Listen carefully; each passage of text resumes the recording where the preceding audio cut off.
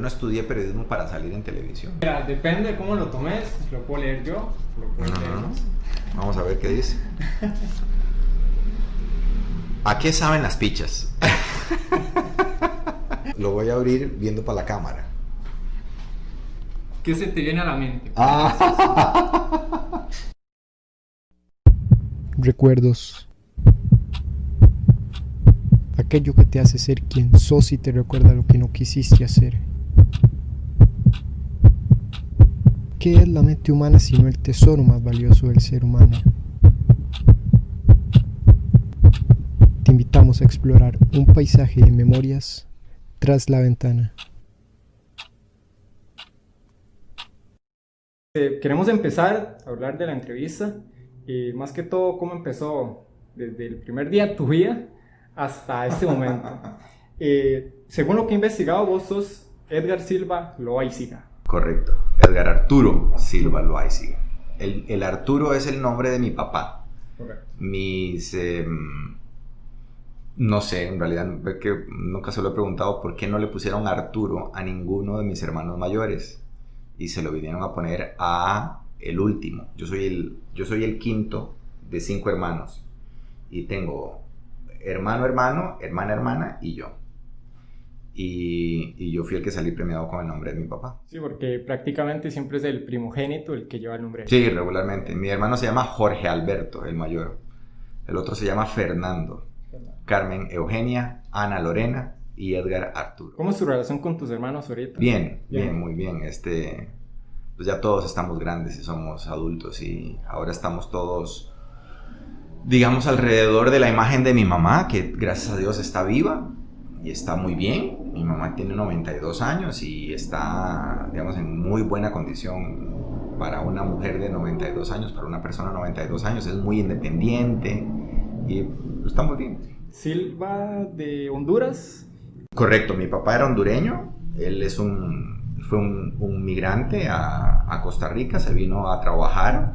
Primero vino a hacer como una especie de internado clínico a los hospitales de Liberia y Turrialba. Él había estudiado para laboratorista, que era, digamos, en aquella época el equivalente a un microbiólogo. Y se vino a trabajar a Guanacaste, estuvo una época en Guanacaste. Luego estuvo una época en Turrialba, se devolvió a Honduras y cuando estaba en Honduras lo llamaron del hospital de Liberia, donde, digamos, había dejado una buena impresión. Se abrió una plaza y pensaron en él. Ok, y Loaiziga de Liberia. Y el Loaiziga es guanacasteco, sí, de Liberia. ¿Cómo fue tu infancia, Edgar? Muy bonita, muy tranquila. Yo digamos, crecí en esa Liberia en la que, digamos, vos le decías a tu mamá, voy a ir a jugar a la casa de Ricardo. Y Ricardo vivía a los 100 metros de mi casa. O mamá, voy a ir a jugar a la casa de Don Chilo. Don Chilo en realidad se llamaba Cecilio, pero le decíamos Chilo. Y era la pura par de la casa. Y Don Chilo, en el patio, tenía caballos, gallinas, pacas, y entonces uno se tiraba de las pacas y jugaba fútbol ahí o escondido ahí. Entonces fue muy, muy bonito porque también podía andar en bicicleta. Cuando me compraron la bicicleta, no recuerdo exactamente a qué edad, pero por decirte, no sé, a los 10, 11 años, podía andar en bicicleta por todo Liberia en las tardes con mis amigos. Entonces fui muy feliz. Los amigos que tenían fincas, las familias que tenían fincas, me invitaban a andar a caballo los fines de semana, a ir a cortar nances, mangos. Tuve una infancia muy de árbol, muy de campo. Salí del colegio y querés ir a la universidad, pero no estudias en primera instancia comunicación. ¿Qué ibas a sacar? Cuando salí del colegio y me vine a estudiar a San José, yo me vine con la idea de que yo iba a ser el sucesor de mi papá, porque yo decía, ¿cómo puede ser que ninguno de mis hermanos haya escogido la carrera de mi papá? Es esa extraña relación que uno hace entre padre y que alguno de los hijos tiene que hacer la misma carrera. Bueno, pues yo no lo veía, o sea, yo lo asumí, y cuando me vine para San José, yo pensé que o sea, y te presentabas el primer día en generales, ¿verdad? Y decís, soy Edgar Silva, vengo de Liberia y voy a estudiar microbiología. Y ese era mi plan. Pero digamos, no la inscribí porque yo también estaba pensando en ese momento irme de intercambio a Estados Unidos con un programa que se llama AFS, American Field Service. Y entonces me fui para Estados Unidos a vivir un año, y yo dije, bueno, este año como que lo reafirmo, no me voy a matricular en microbiología. Entonces hice medio año de generales o un semestre de generales, me fui para Estados Unidos un año, regresé, terminé las generales el siguiente semestre, y cuando vine de Estados Unidos dije que iba a estudiar fisioterapia, porque me gustaba eso, como me parecía que había un contacto más directo con las personas. Y terminando el año de generales dije, no, yo creo que lo mío son las ciencias sociales. Y entonces comencé a estudiar Derecho. Comencé a estudiar ahí en la Universidad de Costa Rica Derecho. Y a los 6 meses me di cuenta que yo no iba a ser un buen abogado, que yo no iba a ser un abogado feliz. Y entonces dije, no, voy a hacerle finalmente caso a lo que la gente siempre me ha dicho, y ahí fue donde comencé a estudiar comunicación colectiva. Te dijeron que te ibas a morir de hambre. Mi hermana me dijo que me iba a morir. Cuando yo anuncié en mi casa que iba a estudiar comunicación colectiva, mi hermana me dijo, te vas a morir de hambre. ¿Cómo hizo para no morirse de hambre? Mira, cuando uno está en el proceso de reafirmación de la identidad, de quién soy, qué quiero, para dónde voy, por supuesto que esas cosas pesan, ¿verdad? Pero mi mamá, por ejemplo, mi mamá me dijo, termine Derecho y después estudia Periodismo. Y yo le dije, no, mamá, es que yo sé que yo no quiero ser abogado. No quiero. No le nace. No, sí, no, sería gastar tiempo. Y entonces ella me dijo, bueno, está bien, yo te apoyo lo que vos quieras. O sea, me dio esa libertad. Y bueno, para suerte mía, ¿cómo te lo digo? A veces la gente, o a las personas que están alrededor de uno, no saben qué es lo que uno tiene en la cabeza, y no saben cuál es el convencimiento que uno tiene internamente para hacer o realizar algo.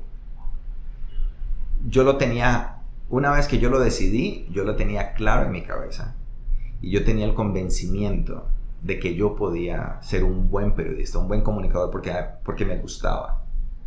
Y entonces no me dejé, digamos, amedrentar. Me dolió el comentario, pero no me dejé amedrentar. Es decir, a veces a uno en la vida, y ya esto uno lo va entendiendo con el tiempo, a veces uno piensa que las opiniones de los demás son las que me definen. Es decir, la percepción que vos tengas de mí es lo que yo soy. Y eso no es cierto. La percepción que vos tengas de mí es tu problema. Es basada en tus valores, principios, experiencias. Es una imagen que vos tenés de mí, pero vos me lees a través de tu cristal, de tus ojos. Me parezco, pero no soy yo. Yo sé quién soy. Y entonces uno tiene que vivir con ese convencimiento. Entras a la universidad, estudias comunicación y empezás con el programa de música por inclusión. Luego aquí saltas a Televisora Costa Rica haciendo periodismo político. ¿Es así? No, pero yo estoy en la Universidad de Costa Rica, me sale la oportunidad de trabajar en el Canal 15 y yo lo veo como una manera de financiar mis estudios. Porque para entonces ya mi mamá había enviudado, o yo ya había perdido a mi padre en un accidente. Y entonces para mí era muy yo decía, ¿cómo le ayudo a mi mamá? Porque la gente que nos venimos de las zonas rurales para San José, a las familias les toca casi que atender 2 casas. Es decir, hay que comprar comida para 2 casas, hay que pagar la electricidad para 2 casas, hay que pagar los servicios para 2 casas. Y entonces eso uno lo ve como una carga para sus padres. Y entonces en ese estado en que estaba mi familia, mi padre murió cuando yo estaba en 8º año de colegio. Es decir, 8º, 9º, 10º, 11º. Habían pasado solamente 4 o 5 años de la muerte de mi papá. Y entonces yo sentía que yo tenía que no ser necesariamente una carga para mi mamá. Y entonces me sale la posibilidad de trabajar en el Canal 15. Ahí yo tengo una beca parcial. Y estando en el Canal 15 es que nos buscan a alguien en Teletica para hacer un permiso de maternidad por unos 3 meses más o menos. Y entonces yo decido darme la oportunidad de ir a hacer la prueba a Teletica. Y el programa para el que andaban buscando el periodista era un programa que se llamaba En Vivo a las 5. Era una revista vespertina, era un programa que pasaba a las 5:30 de la tarde. Y era una revista, ¿qué te digo?, de salud, de curiosidades, de música, ¿verdad? Era variado y así fue como yo entré. Pero el programa pertenecía a la estructura de Telenoticias. Entonces, cuando cierran el programa, casi un año después de haber entrado yo, me pasan a Telenoticias y ahí comienzo a hacer de todo. Y ahí es donde, digamos, me comienzan a dar la oportunidad de trabajar en el campo político, en el campo de los sucesos, en temas sociales, y ahí como que me fogueo. Metámonos un poquito en lo que es el periodismo político, ya que a vos te gusta tener como contacto social y todo ese tipo de cosas.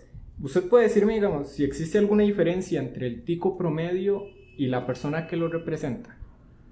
O sea, explíqueme un tico promedio. La persona que trabaja todas las mañanas antes de, digamos, madruga todas las mañanas antes de ir a trabajar, el tico honesto, el tico... O sea, ok, ¿Y el que lo representa? Explíqueme. Un político promedio, digamos, tal vez con ese concepto malo que le tiene la gente al...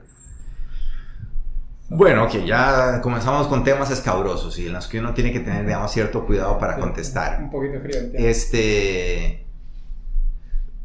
Yo siento que la mayoría de los que llegan a cargos políticos llegan a través de partidos políticos con los que ellos sienten tener una relación más fuerte. Por ejemplo, los diputados que representan a Guanacaste, yo muchas veces he sentido que no representan a Guanacaste, sino que representan al partido. ¿Ok?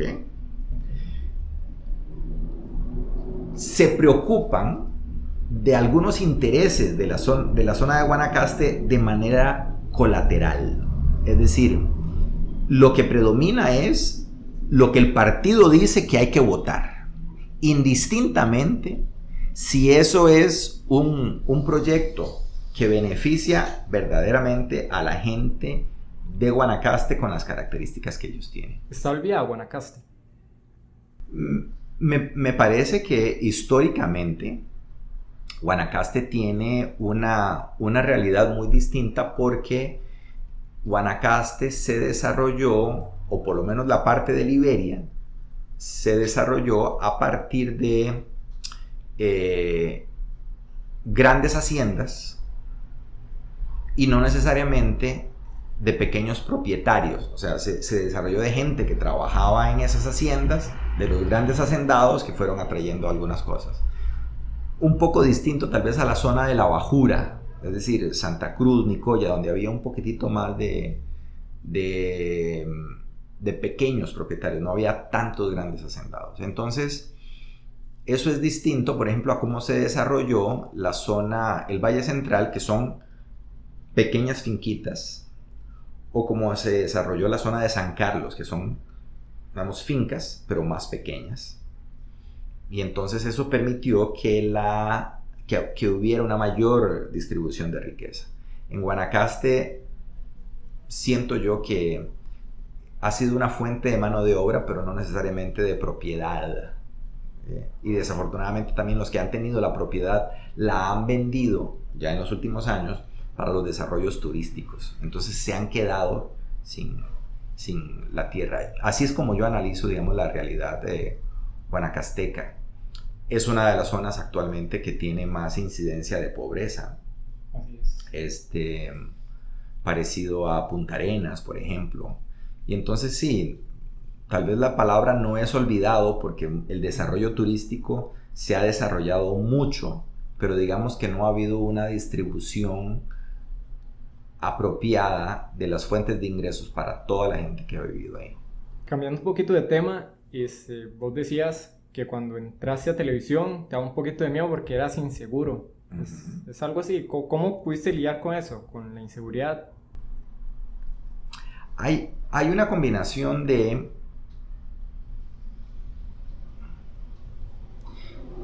cuando uno es de zona rural, como que carga algunos prejuicios que a uno se le convierten en obstáculos en algunos momentos de la vida. Entonces, por ejemplo, yo no me veía en televisión. Yo no estudié periodismo para salir en televisión. Mi plan de trabajo o mi plan de vida era estudiar periodismo e irme a Guanacaste a hacer radio. Porque yo sentía que en Guanacaste no estaban desarrollados las radioemisoras para ser servidoras de información, sino que solamente de música. Yo decía que allá yo puedo desarrollar radio en Guanacaste. Me tropiezo con la oportunidad en Teletica y ahí termino haciendo mi carrera profesional durante 25 años. Pero esa inseguridad nunca te llevó a tener malos pensamientos, a hacerte daño o algo así, ¿no? No. La inseguridad era... A ver, la gente dice que uno para entrar a una televisora como Canal 7 tiene que tener patas. Yo no ocupé patas. La gente dice que uno para trabajar en una televisora como Canal 7, uno necesita ser, digamos, guapo. Yo no soy una persona particularmente guapa o bajo criterios de guapura estándar. Pero bajo el criterio de señoras. Bueno, pues que ya uno lo entiende con el tiempo, que la cercanía emocional con las personas no necesariamente pasa por la parte física, sino, bueno, pesa la parte física, pero sino también la conexión emocional. Y yo creo que al principio a mí me pesó porque me pesó mucho eso, porque yo en las oportunidades en las que fracasé, bueno, o digamos no lo hice bien, porque estaba en mi proceso de aprendizaje, yo dije, nada, yo no sirvo para esto, yo me voy para Guanacaste. Y ayer precisamente le estaba recordando a una gente que una vez algo publiqué y la gente me criticó mucho, y entonces yo llegué a tocarle la puerta a doña Pilar y le dije a doña Pilar, yo creo que me quiero disculpar porque yo reconozco que no fui la mejor versión de mí mismo y fallé en este tipo de informaciones y no me siento bien y tal vez yo no sea merecedor de estar aquí en Teletica. Y entonces me dice, no es cierto, tenés un gran potencial y tenés que aprender a desarrollar una coraza, una corteza que te proteja contra ese tipo de, digamos, de comentarios, que algunos vienen con muy buena intención, pero otros vienen con la peor intención, es muérase, destrúyase y váyase, no lo quiero, no me cae mal, usted no merece estar ahí. Y entonces ella me dijo, tenés que aprender a desarrollar una coraza. A mí me gusta tu trabajo, seguirlo haciendo y tenés que ser fuerte.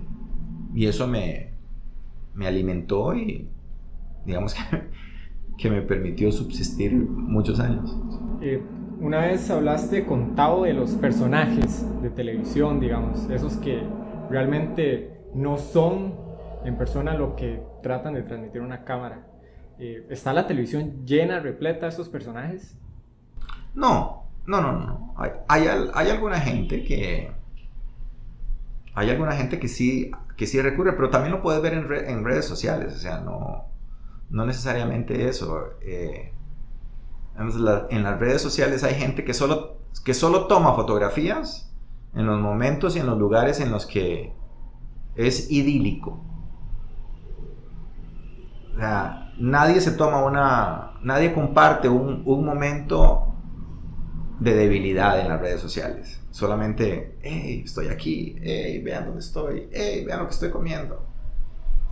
Entonces, no es algo exclusivo de la gente que está en televisión. Lo que yo quise decir con ese comentario es que yo entendí que desde el principio que yo no podía vivir como un personaje en televisión, porque hay gente, por ejemplo, que llega a programas de radio o de televisión, y voy a poner un ejemplo fácil de entender.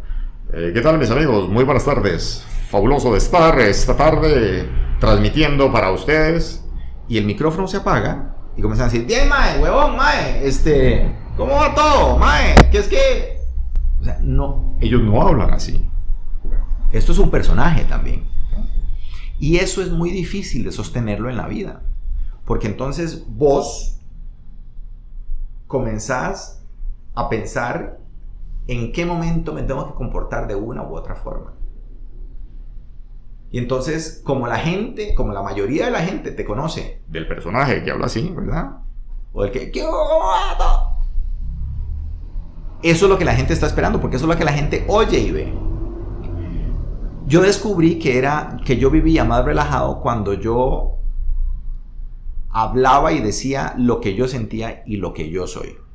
Porque entonces la gente ve en la pantalla lo que soy. Y cuando me ve en la calle, espera ver lo que soy. Y eso a mí me dio mucha tranquilidad, mucha paz. Y la gente comenzó a entender que había un elemento, digamos, de transparencia, honestidad, y eso promueve la cercanía emocional con la gente. También promueve